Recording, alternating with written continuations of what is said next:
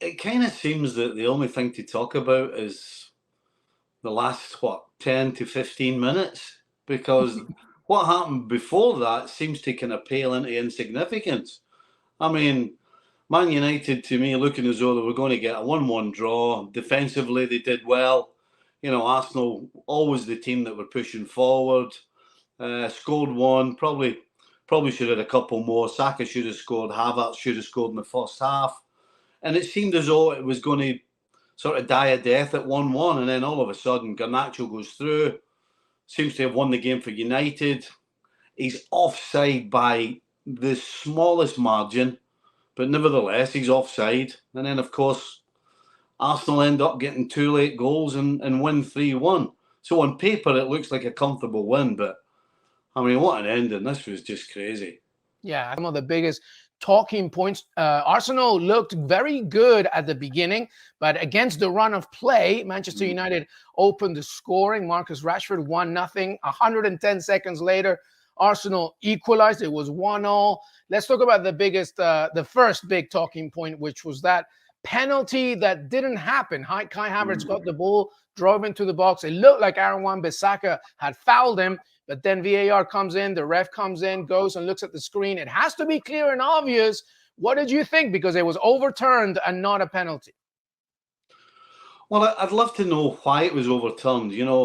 From a defensive point of view, when Wan-Bissaka tries to make a challenge on Havertz and misses, and then he gets his legs tangled up with Havertz, because Havertz, in my opinion, is just running through, and Wan-Bissaka's right leg, I believe it was, ends up making contact with Havertz. And so for me, it's a penalty kick. And so, again, as a defender, in my opinion, it's up to me to get out the road of the attacker, particularly when I'm on the wrong side and he's gone past me. So I'd be interested to know why it was disallowed. Does the referee just think that Havertz lost his balance? Because if he sees contact, or if he doesn't give the penalty, he must be thinking Havertz has dived. So I'd love to know which one it is. Has he dived? In that case, he should have had a yellow. Or has he just fallen over? And I'm going to guess that Taylor's going to say he lost his balance and there was nothing else, and that's why he didn't give a penalty kick. Has to be. It can be the only solution. 1-0. Manchester United seem to get a break on the counter. Garnacho gets off and scores, but again, it's overturned to offside. Correct call there? Yeah, I think so. Which is a shame for Garnacho, because he took it like a veteran. Made his run through, the ball's played through. It looked as though he had timed it to perfection, and great composure from the young man. Picked his spot and rolled it past Ramsdale, and all of a sudden you're thinking, this is an absolute smash and grab, because I think United came for a point. They didn't come to go and win this game. They came to be tight and then try and hit on the break. And so for that reason, you got to say that Arsenal probably deserved the win. But I'll tell you what, when that ball hit the back of the net, I don't think anybody, whether it be the crowd, the coaching staff, or Arsenal as a team, were thinking this was anything other than a 2-1 loss. But VAR came to the rescue. They got it right. He was a hair's breadth offside, but nonetheless, he's offside. And of course, that meant the scoreline went back to 1-1, which again made us think this is going to end up being a draw. The game that we've just witnessed at the Etihad, or the Emirates, excuse me. Arsenal, Arsenal 3, Man United 1. I mean, just to continue your point about this league, and maybe this fixture is a special fixture anyway, with the history that goes with it. But I mean, what a game! What an atmosphere! What scenes at the end where Declan Rice scores and slides into the corner, and the atmosphere at that stadium was incredible, and the stories there. You know, whether it's defenders that are injured, or new strikers making their debuts, it was just a amazing spectacle, Rob, and that has to be where we start our little roundup on our podcast today. And it's a good shout, just sort of reminding us how much this league gives us and how lucky we are really to watch it and to report on it. Let's go. There's so much to get into, Rob. But I think it's a good idea to start with a bigger picture thought. A bigger picture thought, Rob, at the end of that game. Yeah. And we'll get into the details and some of the decisions and stuff like that. Yeah. But give me a kind of summary of that game as a contest between Arsenal and Manchester United. It's a good question, because I think Rebecca was going somewhere similar at half-time. In terms of the two teams, Rob, they were drawing at half-time. So they're in the same place in some respects in terms of scoreline, but in terms of pure football, in terms of grooved, rehearsed, coordinated play and build-up play and intensity, Arsenal were head and shoulders above Manchester United. Well, Manchester United's structure at time was reasonably good. They were a bit mechanical and clunky as they played forward, but it's a bit more of a counter-attack type thing that we saw West Ham do last week against Brighton, and that's okay if you're controlling enough possession, if you're controlling enough of the opposition so they're not scoring goals. So I don't want to be overcritical of United, but it's just that Arsenal's is much more pleasing on the eye. You kind of can see what they're trying to do.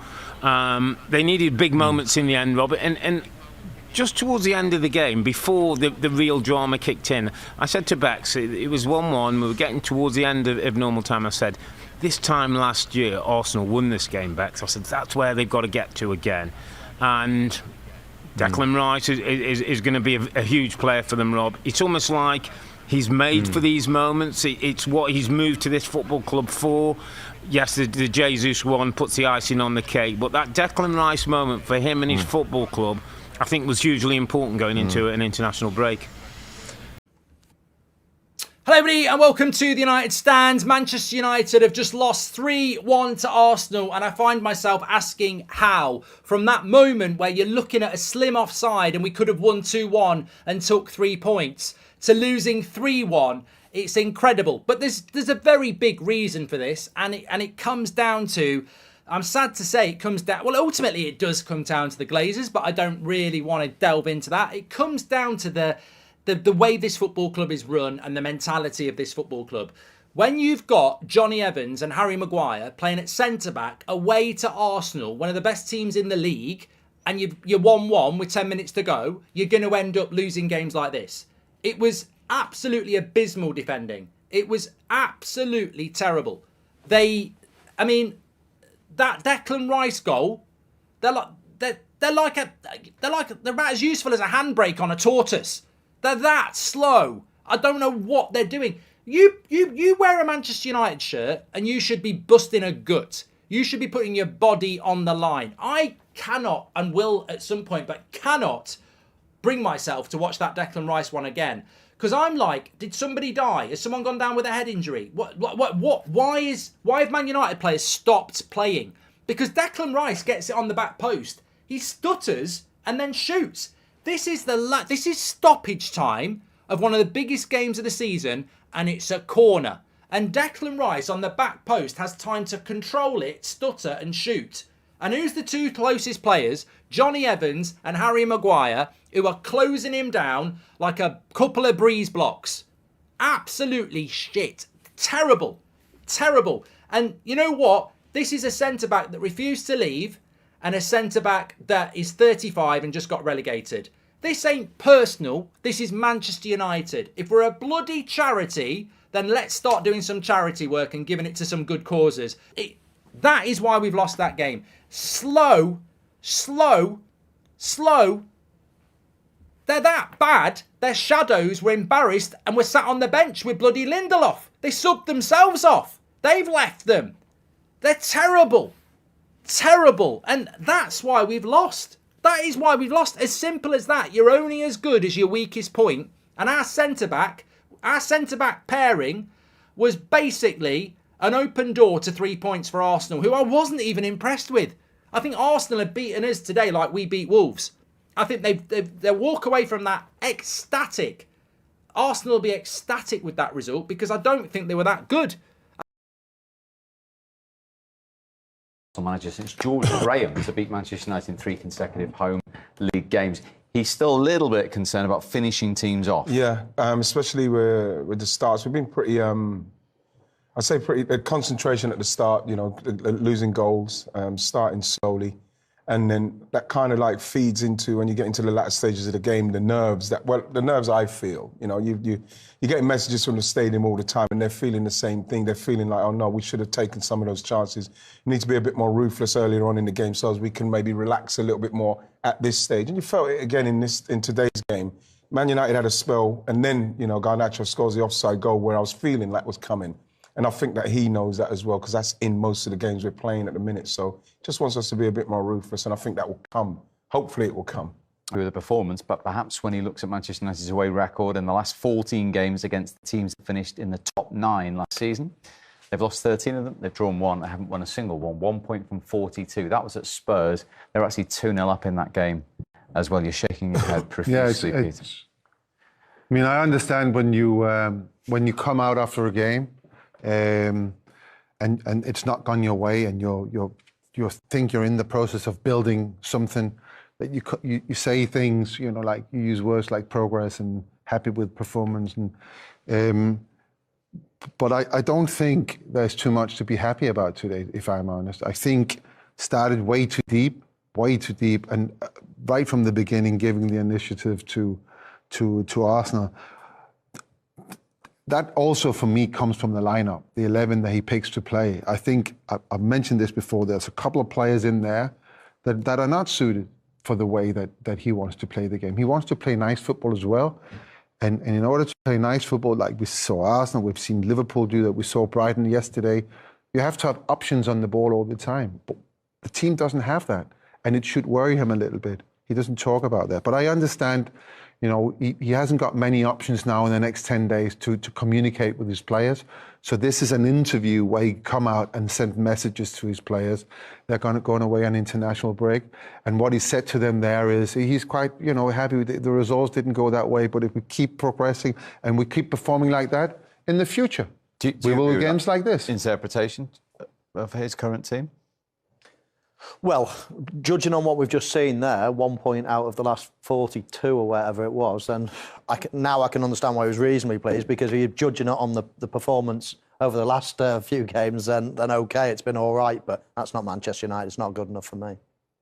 I think that Man United are not a million miles away. Obviously, we're seeing Johnny Evans and Harry Maguire's not left yet, but I think they're just probably a couple of players, a proper midfielder, a central defender, away from kicking in, because they're just too good. They're too good to not be doing what they're doing. You look at Garnacho, future. So I don't think they're a million miles away, Man United. OK, going to give us one more smile before we go? Of course I am, man. You two going for a nice glass of wine and a bit of a debrief? Yeah, we will do, yeah. We'll just debrief this. Yeah, OK. Listen, gentlemen, thank you very much for all your company. A significant day and victory for Arsenal. And Rice, echoing exactly what you said right at the start of the day. Well, I think that, and people know it as well, you know, if you're trying to build a championship run, and you're chasing down a Manchester City, your home games, no matter how early in the season they are, it's vitally important that you win them. You know, away from home, obviously you want to try and get a draw or win, but at home, if you're in the top 4 and got those aspirations, you have to win those games. That's what I said at the start. I think it's a must-win game, especially with Manchester City winning. You have to just stay amongst it as long as. One of the reasons for that is you build a castle. You build a castle and it's impregnable. Impregnable. You cannot get into it. So when a team gets there, they know that it's going to be difficult. And it's not because the games are then going to be easier, but it makes it easier for you to win once you build that reputation. And of course, we know with Man United, for instance, the theatre of dream, Old Trafford was always their fortress, always. And all of a sudden, it wasn't. Now teams are not afraid to go to Old Trafford anymore. And that's what you have to build. You have to build that castle that is yours. So when you come and visit us here, you get nothing. Absolutely. And then the away games are always a little bit harder. That's where you know, it sounds like you're easing up on your home, but you're not. But that's where you fight and get that little bit extra. And you have to match Man City. That's it. That's why you have to. If you're Arsenal, thinking that you should have won the league last year, then you have to match what they've done and what they're doing. Just to back you up, City only dropped 5 points at home last season. So that's just a little drawbridge maybe today for Arsenal's capital. So, just a quick word on Declan Rice. How big a moment could that be, the record signing with that fee and all the rest of it so early into his Arsenal career? I don't care who you are. You know, to feel settled in your new surroundings, to have that price tag around your neck in many ways. It just makes it feel so much better when you score a big goal, when the crowd sing your name, when you feel part of it. He's a great character anyway. He'll walk into any dressing room and be part of it straight away. But it just adds that little bit of, it just cements that relationship. You all of a sudden feel, right, I've contributed. Yeah. He had a good, solid game today. He's going to be an important player. It's an area of the pitch where, for many, many years since righties, since the Vieiras and the Petites, they used to dominate every team in that area. And it's been quite weak over a long period of time, but now it looks like a real powerhouse of a position for them. You're okay, Peter. Your manager says your captain rather says there's a lot of positives to take. A really, really good performance. I think there are spells in the game where it was all right. I don't think at any point it was brilliant. At least not to what I expect of a Manchester United team. I still think, I said this before the game, I still think there are players there that are not doing what they're supposed to do, not running enough, not keeping the ball, not holding on to the ball, and not trying to create what they're supposed to create in the very few situations you get in a game like this. And I think if we take, we were all waiting for Højlund to come on. We're all waiting for him to make an appearance to see what's he like. I think in the short space of time that he was on the pitch, he did more damage. He worked much, much harder, did a lot of more good for the team than the guy he replaced. You go away from home to Arsenal, which is one of the teams that can absolutely claim to be challenging for the championship. Then you have to put everything you have into it. And I don't think as a teams it probably did, but individual players did not do enough. And that for me it's disappointing. But there were certain spells in the game where it looked good. The goal that was scored, the pass from Eriksen, the way that Rashford took that. Okay, it was offside, Garnacho came on. He's so exciting to watch. And he was marginally offside, at least judged to be. Let's have a look at it then. Because